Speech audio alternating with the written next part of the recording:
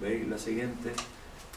Con esta, ya lo veis ahí, por lo pronto, mira, el complejo trigémino cervical, que os acordáis de los núcleos del trigémino, lo que está allí abajito, la parte caudal, sabéis que el trigémino tiene, a ver, métete en la anterior, tiene 3 partes, ¿ves? La parte anterior, que es donde está la propiocepción, esta parte de aquí arriba, ¿la veis? Esto es el núcleo principal sensitivo del trigémino, y esto de aquí abajo, que está por aquí, ¿ves? Que llega hasta la médula, ¿lo veis? Pasa del bulbo a la médula, es donde se recibe toda la señal nociceptiva. Y de aquí, esto conecta con todos los núcleos, con todos los núcleos del tallo del encéfalo, donde se produce la modulación de esa señal.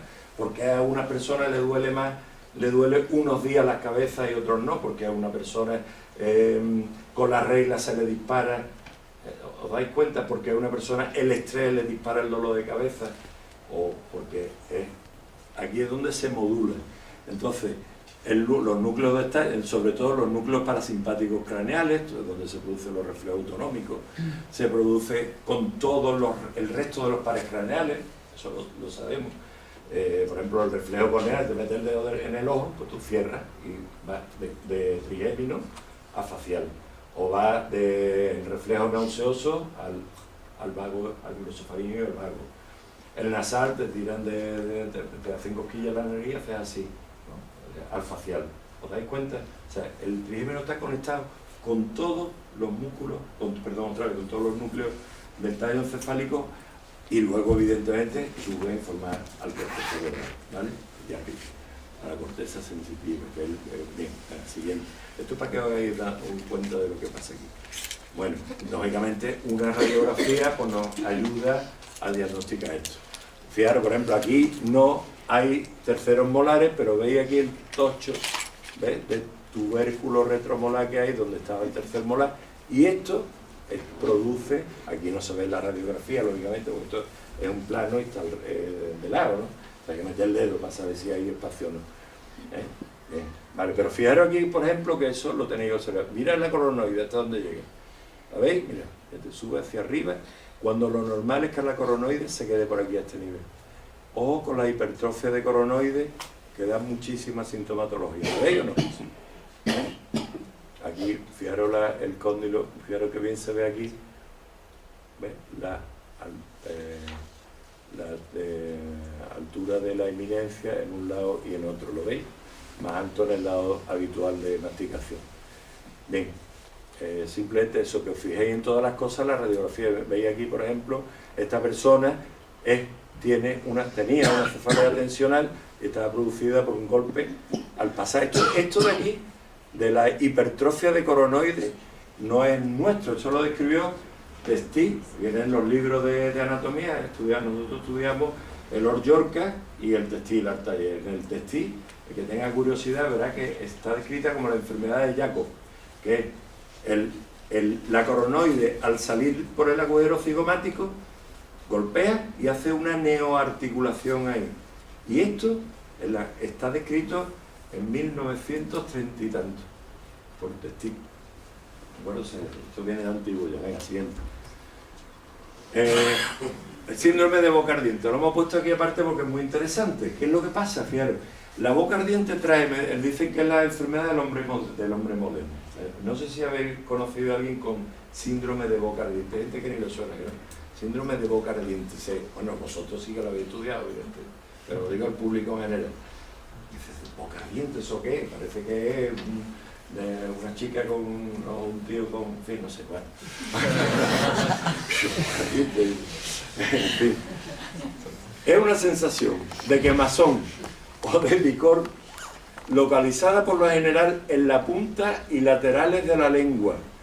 Pero en la punta y laterales de la lengua, labio y paladar, sin que se aprecie daño alguno en la zona molesta o parte adyacente. A veces se asocia con alteración del gusto, disgeusia y sensación de sequedad bucal. ¿Vale? Lo habéis estudiado de sobra, sabéis por lo menos qué es una lengua ardiente. ¿Por qué? Y ahora, el alergólogo mira a ver si es que tiene una alergia, te pregunta, habitualmente siempre os echarán las culpas a vosotros, porque será detrás de un tratamiento odontológico.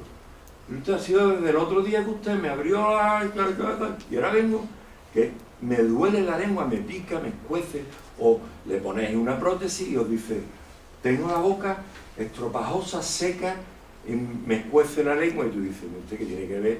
Porque yo las resinas que uso son las mejores, porque yo las resinas que yo uso son antialérgicas, las más caras y tal.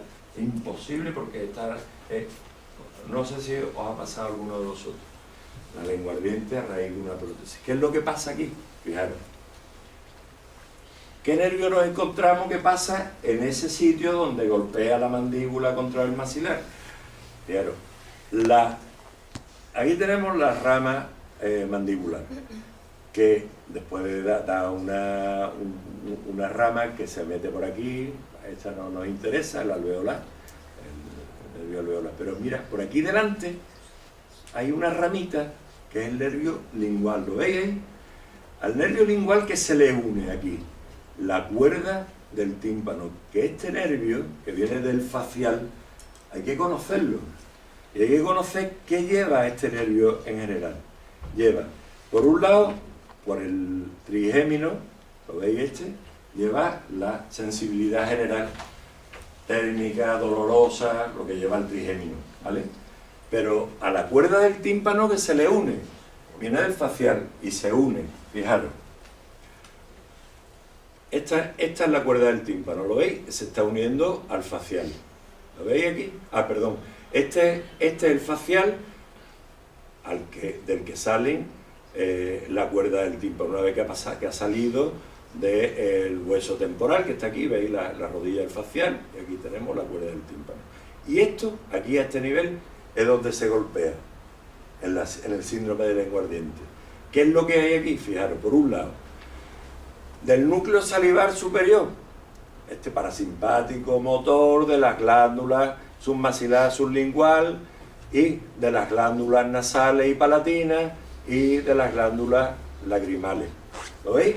El lagrimal, el salivar superior, sale del facial, se mete por la cuerda del tímpano 1, otro va por el petroso superficial mayor, llega aquí al ganglio efenopalatino, palatino, y de aquí va a la lagrimal y a las glándulas nasales y palatinas. ¿Lo veis? Pero también pasa por aquí, inerva a la submaxilar y sublingual.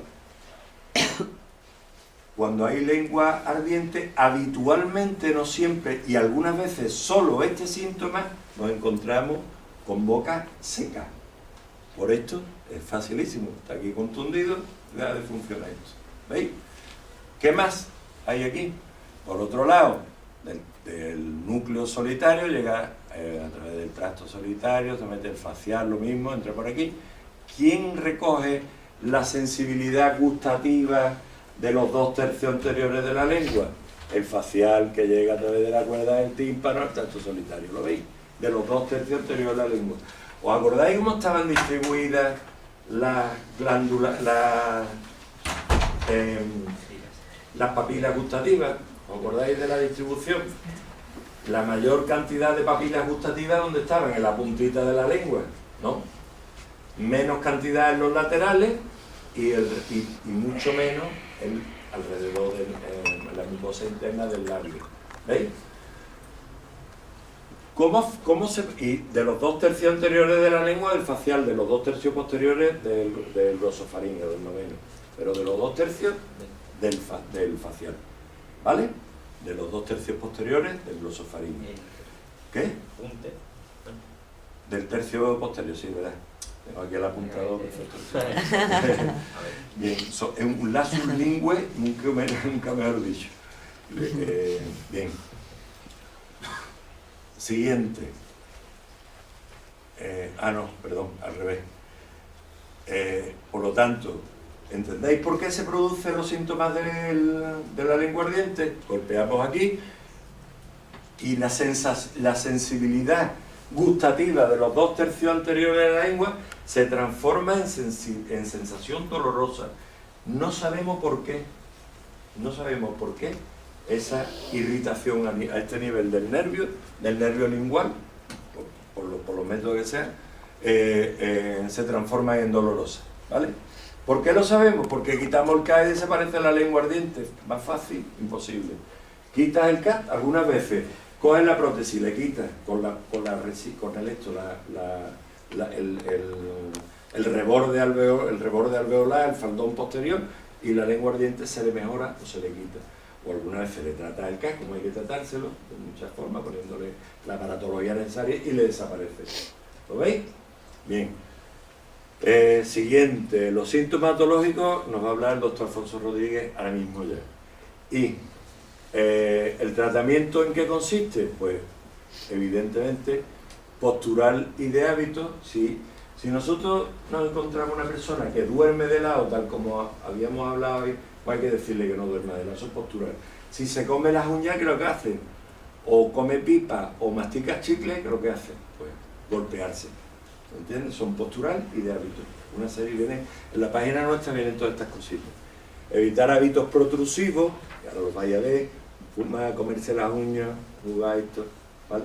Comerse las uñas, adelanta la mandíbula y el espacio que tú tengas reducido ahí se te reduce más y golpea, ¿vale?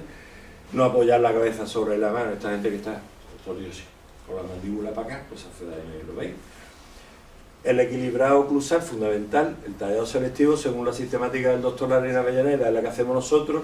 Esto lo describió Plana, pero el doctor Larena Avellaneda sistematizó esto y lo hizo comprensible y fácil de estudiar, de tal forma que conseguimos, él hizo una clasificación de las cúspides en base a la importancia en el mantenimiento de la dimensión vertical y en el orden detallado, de tal forma que tú llevas una sistemática para conseguir que la boca esa quede equilibrada y no talles cúspide, que no puedes tallar, y que en el futuro te van a desequilibrar la boca. Es importante saberlo esto. Bien, hay una aparatología que lo que impide es que la persona protruya la mandíbula, o lo que hace abre la dimensión vertical, equilibra, en unas palabras equilibra, una aparatología un poco compleja, pero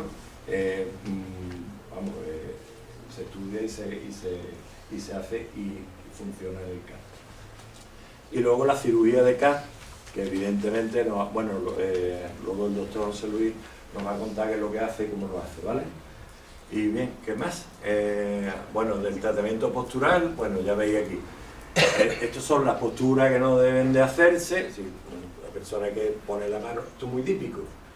La persona que tiene migraña y te dice que duerme así, y dice, mira, por lo pronto, olvídate, intenta dormir boca arriba por todos los medios, o cambia de lado. Si cambias de lado de dormir, a lo mejor traslada el problema al otro lado. Ojo, ¿vale?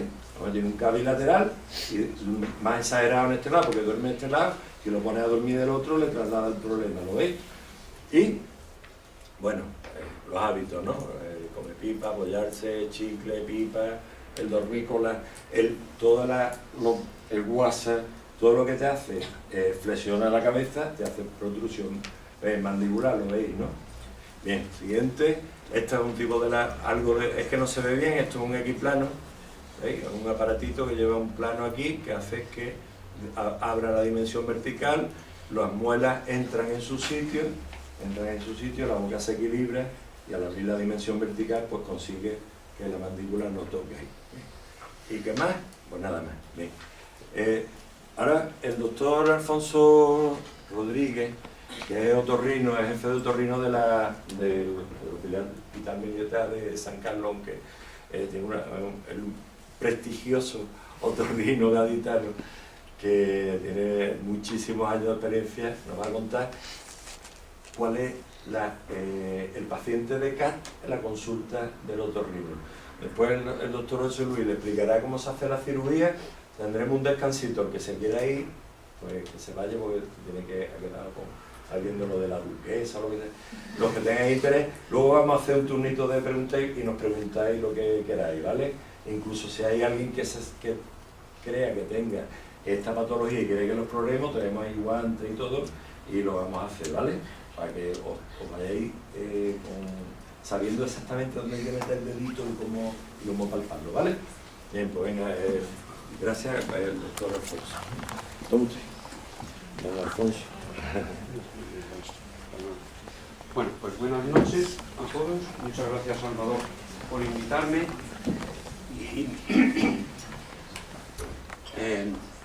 ¿Ponemos el caso? Bien. Un caso, ¿no? Mujer, 26 años, con dolor en oído derecho desde hace 3 meses, vértigos, mareos ocasionales, sensación de oído derecho taponado y posiblemente acúfenos, ¿no? Acúfenos o tinnitus. Entonces, esto cuando nos llega a la consulta, pues en el dolor de oído, hablamos del dolor de oído. El dolor de oído en el adulto, siempre pensamos, dolor de oído en el adulto, la ATM. La mayoría de las veces es la ATM en el adulto el dolor de oído. Y en el niño, siempre que hay un dolor de oído, es una otitis. Eso por norma. Claro, si ya el paciente nos dice que le duele el oído, pero que tiene sensación de taponamiento, pues pensamos que es un tapón de cera, pero cuando metemos el otoscopio vemos que no hay cera. Vemos un conducto limpio, no está ni siquiera mojado, ni está húmedo, no puede haber una otitis, porque encima vemos un tímpano gris, transparente, con lo cual menos puede haber una otitis, porque la otitis, la exploración nos lo canta. El tímpano está rojo, el conducto está sucio, de porquerías, o está enrojecido, o al meter el otoscopio hacemos un daño terrible, porque la entrada del oído está inflamada. Ya estamos jorobados, ya el otorrino se va a ver por dónde salgo yo ahora, porque si a este individuo le duele el oído y está el oído taponado y yo veo un tímpano perfecto, un conducto limpio y no le duele, pues ya no sé por dónde echar. Entonces toda la vida el otorrino ha dicho, la ATM, eso es la ATM, aquí, aquí, ¿le duele? No,